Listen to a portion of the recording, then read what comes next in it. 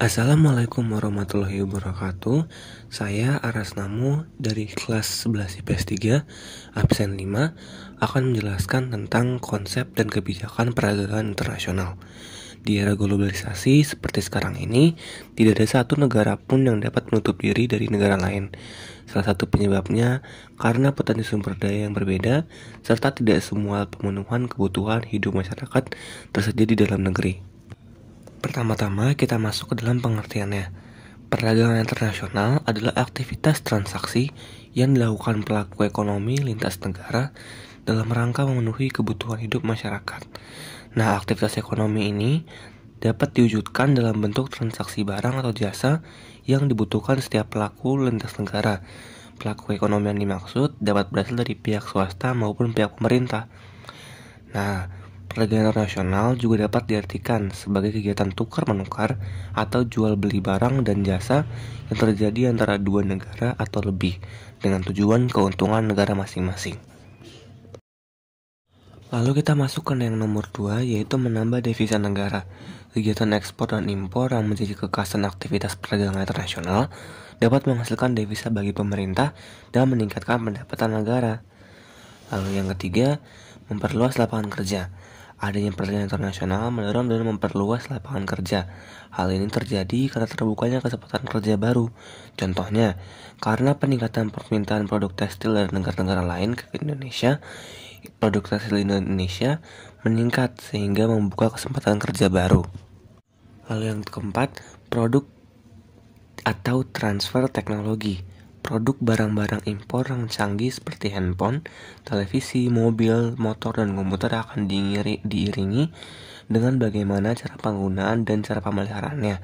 Dengan demikian, para pelaku ekonomi dalam negeri yang semula tidak mengetahui bagaimana cara menggunakan, membuat dan memperbaikinya, pada akhirnya menjadi mengetahui dan menguasainya. Bahkan tidak jarang melahirkan produk-produk serupa di dalam negeri dengan variasi yang berbeda. Kemudian yang kelima, memperluas pasar hasil produksi dalam negeri. Perdagangan internasional membuka kesempatan bagi industri dalam negeri untuk memperluas pasar. Pemasaran barang hasil produksi tidak terbatas halnya di dalam negeri, tetapi dapat dilakukan di luar negeri. Lalu yang keenam, peningkatan kualitas produksi. Barang atau jasa yang diperdagangkan harus memenuhi standar baku yang telah ditetapkan. Hal ini mendorong produsen untuk meningkatkan mutu atau kualitas produk yang dihasilkan. Yang ketujuh, meningkatkan daya saing negara di dunia internasional. Perdagangan internasional mendorong suatu negara untuk selalu menciptakan terobosan baru dalam menginovasi produk. Lalu yang kedelapan, mempererat persahabatan negara dengan meningkatkan pertumbuhan ekonomi. Pertukaran barang antar negara menjadikan kebutuhan para warga negara dapat terpenuhi dengan semakin seringnya saling tukar barang dan jasa. Maka persahabatan negara-negara yang terlibat dalam proses pertukaran barang semakin meningkat. Kita masuk ke topik berikutnya, yaitu faktor pendorong dan penghambat perdagangan internasional. Pertama-tama kita masuk ke dalam topik faktor pendorong perdagangan internasional. Yang pertama ada perbedaan sumber daya alam. Letak geografis yang berbeda antar negara menjadikan adanya perbedaan dalam sumber daya alam yang dimiliki. Indonesia secara geografis beriklim tropis. Nah, di sisi lain, setiap negara membutuhkan barang-barang yang dapat diproduksi oleh negaranya. Hal tersebut mendorong terjadinya pertukaran antar negara atau yang disebut dengan perdagangan internasional. Yang kedua, ada perbedaan sumber daya alam. Kualitas maupun kuantitas sumber daya manusia suatu negara dengan negara lainnya berbeda. Misalkan perbedaan dengan pendidikan atau tingkat keterampilan. Nah, kondisi ini dapat menimbulkan terjadinya perdagangan internasional. Suatu negara yang sudah mampu membuat barang tertentu masih memungkinkan mendatangkan barang yang sama dari negara lain. Harga barang lebih murah bisa dikarenakan adanya spesialisasi dalam bidang produksi dan minimalisasi biaya produksi. Misalkan Indonesia sudah bisa membuat motor, namun tetap membeli motor pada Jepang dikarenakan lebih murah produksinya. Lalu yang keempat, selera atau diferensiasi produk. Perbedaan selera masyarakat dapat mendorong terjadinya hubungan perdagangan internasional. Misalnya, Indonesia mengimpor apel dari New Zealand karena banyak penduduk Indonesia yang menyukai apel New Zealand. Hal ini bukan berarti Indonesia tidak memiliki daerah penghasil apel seperti Malang. melainkan karena selera masyarakat terhadap apel dan negara lain. Kemudian ada perbedaan teknologi. Perbedaan teknologi yang dimiliki setiap negara mendorong terjadinya perdagangan internasional. Contohnya, Jepang yang sudah berhasil menciptakan mobil dan motor, sementara Indonesia belum mampu. Kondisi tersebut mendorong terjadinya transaksi perdagangan internasional. Lalu ada kemampuan negara memproduksi barang dan jasa. Kemampuan setiap negara dalam memproduksi suatu barang atau jasa relatif terbatas, seperti terbatasnya modal yang dimiliki. Hal tersebut mendorong terjadinya transaksi di setiap negara. Lalu yang G, perbedaan biaya produksi. Perbedaan biaya produksi dapat terjadi karena murahnya biaya tenaga kerja, seperti di Tiongkok dan India. Selain itu dapat juga disebabkan tingginya teknologi, seperti di Jepang dan Eropa, yang memungkinkan adanya produksi massal. Lalu yang terakhir, perbedaan sosial dan kebudayaan. Perbedaan nilai-nilai budaya seperti rasa kebanggaan yang tinggi jika menggunakan produk luar negeri dapat mendorong terjadinya perdagangan internasional. Faktor pendorong tersebut merupakan salah satu bentuk keragaman dan keunggulan antar-bangsa. Keragaman dan keunggulan antar-bangsa hendaknya dapat dimanfaatkan semaksimal mungkin. Kita masuk ke dalam faktor penghambat perdagangan internasional. A. Kebijakan proteksi oleh pemerintah. Setiap negara tentu saja berkewajiban melindungi diri dari berbagai kemungkinan yang dapat merugikan perekonomiannya. Dengan melindungi produksi dalam negeri, diharapkan negara memperoleh keuntungan dari aktivitas perdagangan internasional. Kebijakan proteksi biasanya bersifat sementara. Jika suatu saat industri domestik dirasakan tidak cukup besar dan mampu bersaing dengan industri asing, maka proteksi akan dicabut dan akan memulai kembali perdagangan internasional. Kemudian terdapat apresiasi mata uang dalam negeri. Hal tersebut dapat merugikan salah satu pihak jika sebelumnya tidak disepakati dan ditetapkan mata uang yang berlaku sebagai mata uang standar internasional. Lalu yang ketiga ada kualitas sumber daya yang rendah.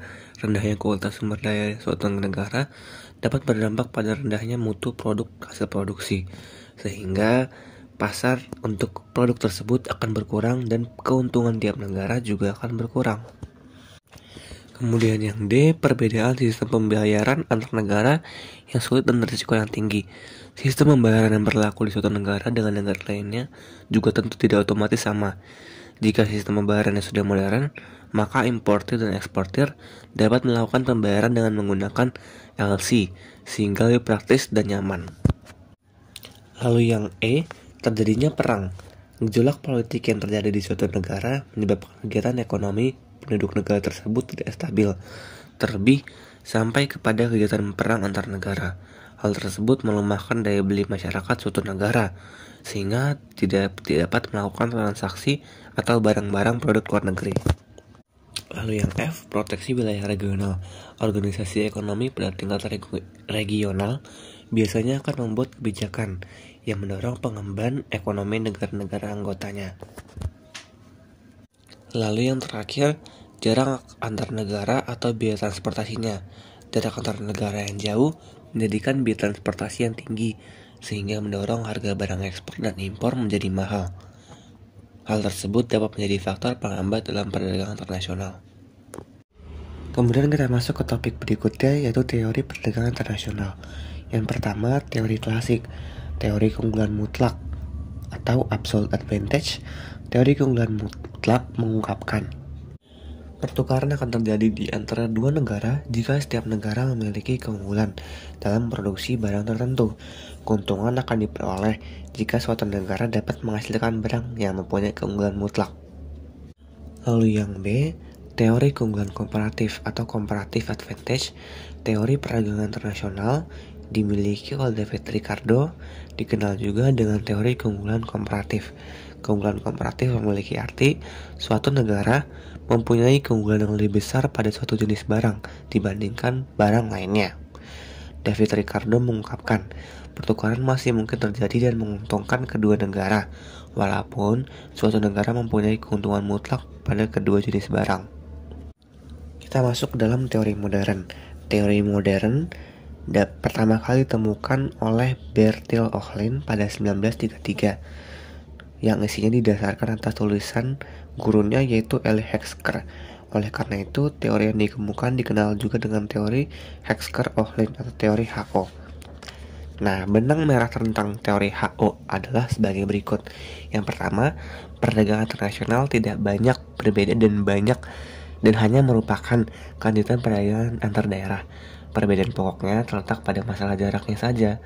Atas dasar inilah, Ohlin melepaskan anggapan dalam perdagangan internasional, ongkos transportasi dapat diabaikan.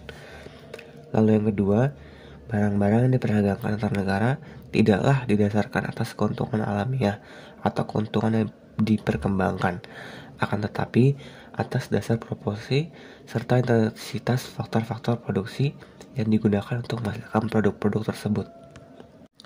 Kita masuk ke dalam kebijakan perdagangan internasional. Nah, apa sih kebijakan perdagangan internasional itu? Kebijakan perdagangan internasional adalah kebijakan pemerintah dalam mengatur proses pertukaran barang atau jasa antar pelaku ekonomi lintas negara. Kebijakan perdagangan internasional merupakan bagian dari kebijakan internasional. Lalu kita bahas tentang macam-macam kebijakan perdagangan internasional. Kebijakan dalam bidang ekspor dan bidang impor. Yang pertama, bidang ekspor. Nah, kebijakan perdagangan internasional dalam bidang ekspor meliputi kebijakan tarif, subsidi, dumping, dan diskriminasi harga. Kita bahas satu persatu. Yang pertama, tarif. Tarif adalah pembebanan pajak terhadap barang-barang yang melewati batas suatu negara. Tarif dapat digolongkan menjadi biaya ekspor dan biaya transito. Secara singkat, biaya ekspor adalah pajak yang dikenakan untuk mengirim barang ke negara lain, dan biaya transito adalah pajak yang dikenakan untuk menerima barang dari negara lain. Lalu yang kedua adalah subsidi. Dalam kebijakan ini, pemerintah memberikan subsidi kepada perusahaan untuk memproduksi barang atau jasa. Dengan demikian, barang produksi bisa ditekan sampai produksi dalam negeri menjadi lebih murah dan bisa bersaing dengan produksi luar negeri. Lalu yang ketiga, dumping. Dumping adalah kebijakan yang menetapkan harga jual barang di luar negeri lebih murah dibandingkan harga di dalam negeri. Tujuan kebijakan dumping adalah untuk menguasai pasar luar negeri. Lalu yang terakhir, diskriminasi harga. Diskriminasi harga adalah penetapan harga yang berbeda terhadap satu jenis barang dengan tujuan negara yang berbeda. Diskriminasi harga tersebut terjadi karena adanya perang tarif. Lalu kita masuk ke dalam bagian B, yaitu kebijakan dalam bidang impor. Nah, kebijakan perdagangan internasional di bidang impor meliputi larangan impor, kuota, dan biaya masuk impor. Kita bahas yang pertama, larangan impor. Larangan impor yang dikenakan pada jenis barang tertentu bertujuan melindungi industri dalam negeri. Dengan demikian, barang-barang produksi dalam negeri terlindungi dari serbuan impor barang sejenis. Yang kedua, kuota. Kuota adalah pembatasan mutlak terhadap jumlah fisik impor barang tertentu selama waktu tertentu. Dengan diberlakukannya kuota, jumlah barang impor yang masuk dapat dikontrol. Sekian dari saya, penjelasan mengenai perdagangan internasional. Semoga hal ini atau materi ini dapat dimengerti oleh semua orang. Sekian dari saya, terima kasih.